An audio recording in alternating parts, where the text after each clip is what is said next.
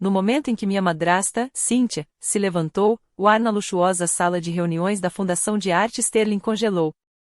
Richard, o antigo curador sênior do meu pai e executor do testamento dele, parou com a mão suspensa sobre os documentos formais. Richard, disse Cynthia, com uma voz perfeitamente ensaiada em um tom de tristeza estudada. Antes que você comece, temo que haja um documento mais recente. Ela deslizou uma única carta escrita à mão sobre a imensa mesa de mogno. Seu advogado pessoal, David, ajeitou a gravata, com um ar de autossatisfação quase insuportável. É do Michael, ela continuou, com a voz quebrando apenas o suficiente para parecer autêntica. Sua declaração final. Ele escreveu isto pouco antes de falecer. Observei-a, sentindo meu coração bater um ritmo frio contra as costelas. Eu, Vivien, filha de 32 anos, a historiadora de arte fracassada, esperava apenas o golpe final. Cynthia respirou fundo, como quem se prepara para o clímax de uma peça teatral.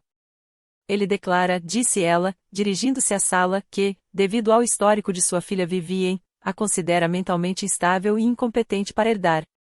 As palavras pairaram no ar, pesadas e tóxicas.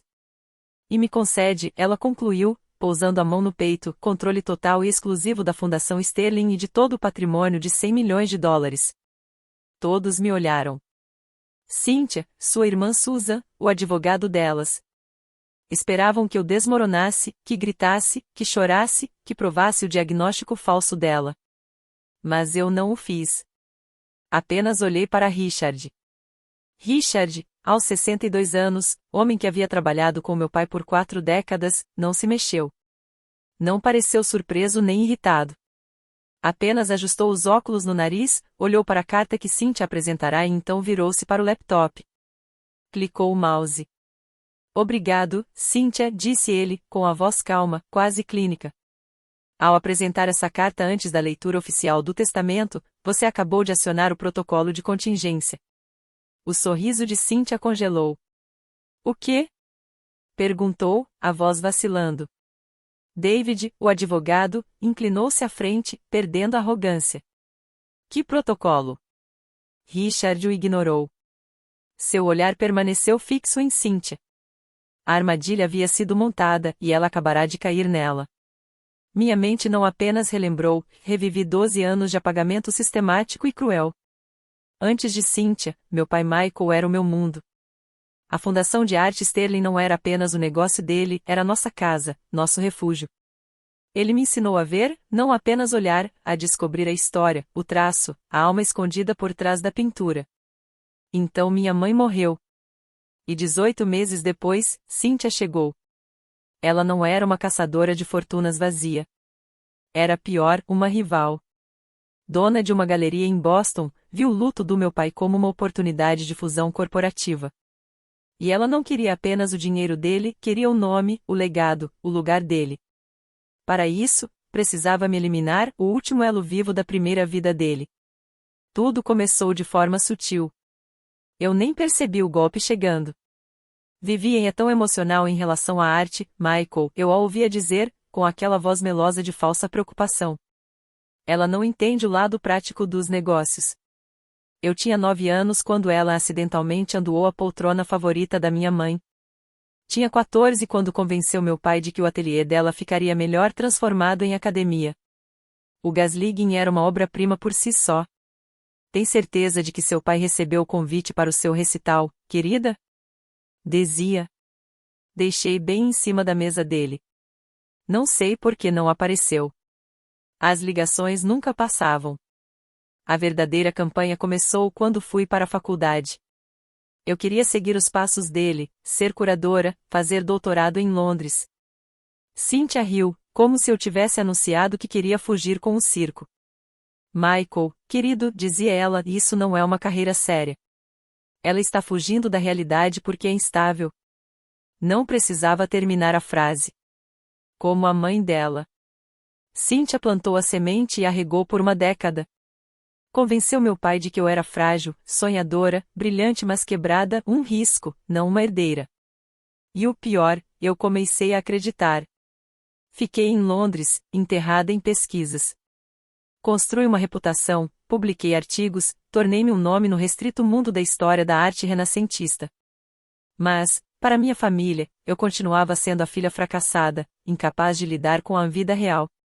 Ligava para casa, empolgada com uma descoberta, e Cynthia atendia. Que bom, querida. Mas seu pai está em uma reunião muito importante. Ele liga de volta. Ele nunca ligava. Por 12 anos, ela me pintou como incompetente. E agora, sentada naquela sala, diante de uma carta que era o último traço do quadro que ela havia passado uma vida inteira pintando, o retrato da minha ruína, eu percebi, a verdadeira artista sempre tinha sido ela. Mas, dessa vez, a tela não seria dela. Eu vi a verdade. Aquilo não era apenas uma disputa por herança, era a conclusão da obra-prima dela, o apagamento total de Vivian Sterling. De volta à sala de reuniões, Cynthia soltou uma risada aguda e teatral.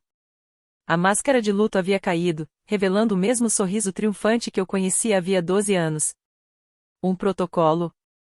Zombou ela, olhando para o advogado.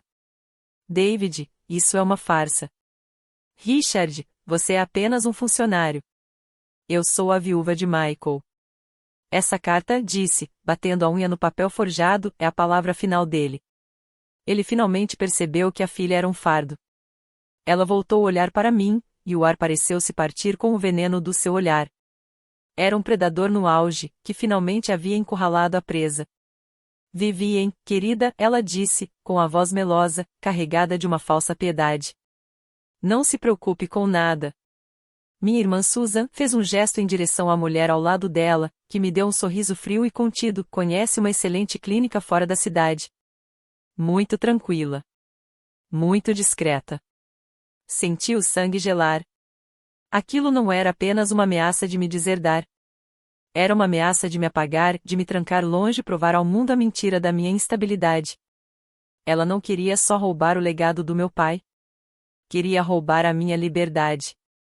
Esse era o momento em que eu deveria quebrar, gritar, dar a ela a reação que precisava. Mas Richard se levantou. Não olhou para ela, não respondeu à provocação.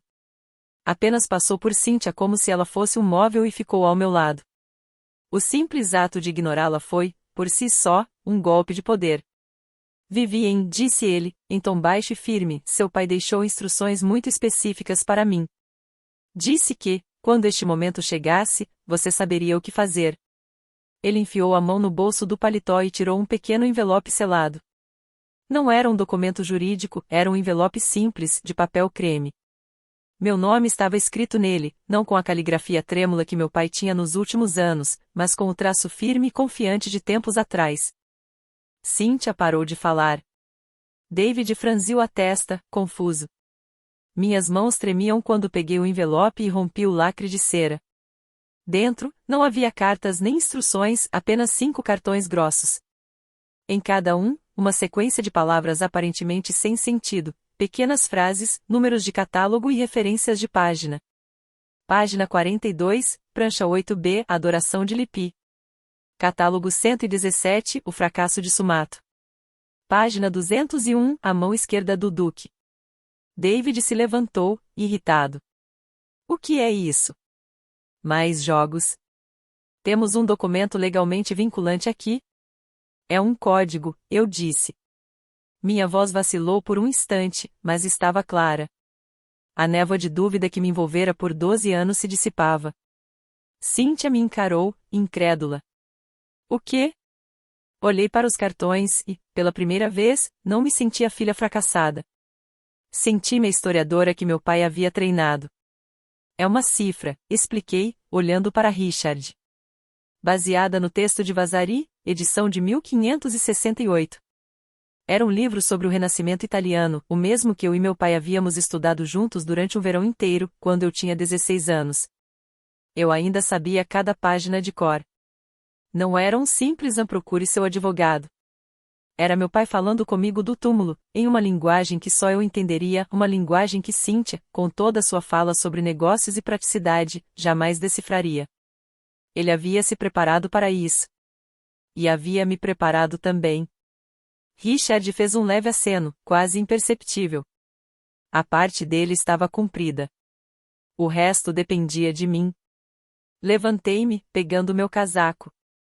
Segurei os 5 cartões firmemente nas mãos. Aonde você pensa que vai? Cynthia disparou, sua autoridade começando a vacilar.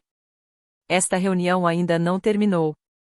Terminou, sim, respondi, olhando-a nos olhos. Peguei o celular, ignorei as 14 ligações perdidas de números desconhecidos e rolei a tela até um nome que não ligava havia anos, o nome que meu pai sempre chamava de seu norte verdadeiro. Preciso ligar para Steven, disse a Richard. Saí daquela sala de reuniões, deixando Cynthia, seu advogado e sua carta forjada imersos em um silêncio gelado e atônito. O primeiro movimento do jogo havia sido feito. Richard me acompanhou até o saguão principal, o som de seus sapatos ecoando no mármore. Quando as portas se abriram, o ar frio de Boston me atingiu e, pela primeira vez em horas, consegui respirar. Ele sabia que você entenderia os cartões, disse Richard em voz baixa. Ele confiava completamente em você. Disse, Cynthia vê a arte como um ativo. Vivi em a ver como uma linguagem. Ela será a única capaz de ler minha declaração final. Eu apenas assenti, os dedos já discando. O telefone tocou 2 vezes antes que uma voz rouca, grave e maravilhosamente familiar atendesse. Steven. Steven, repeti, a voz tensa. É a Vivien. Vivien Sterling. Ouvi uma respiração forte do outro lado da linha. Vivien. Meu Deus. Esperei por essa ligação por 2 anos. Onde você está? Na fundação, respondi, o coração acelerado. Ela conseguiu. Cynthia, ela tem uma carta. Está tentando me declarar incapaz. Eu sei, disse ele, a voz agora firme, cortante. Ele previu cada passo. Não vá para casa. Não fale com ninguém. Venha para o meu escritório. Agora. Steven, o amigo mais antigo do meu pai e o avaliador de arte mais respeitado da Nova Inglaterra, não chegou em um carro de luxo, mas em um Volvo verde surrado. O escritório dele ficava a 5 quarteirões dali, um santuário gloriosamente empoeirado, cheio de livros empilhados, quadros apoiados em cada parede, o ar saturado de cheiro de terebintina e papel antigo. Ele tinha 70 anos, olhos gentis que já haviam visto de tudo, e me abraçou com tanta força que quase doeu. Ele era um homem brilhante, murmurou, emocionado. E estava tão orgulhoso de você.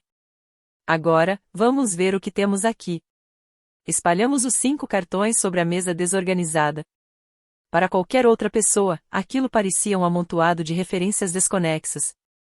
Mas para mim, era um mapa. Página 42, prancha 8b, murmurei, com a mente fervilhando. Isso é o texto de Vasari, o retábulo em Florença. O número 8, o mês do meu aniversário, agosto. Spumatus Failure, disse Steven, apontando o próximo cartão.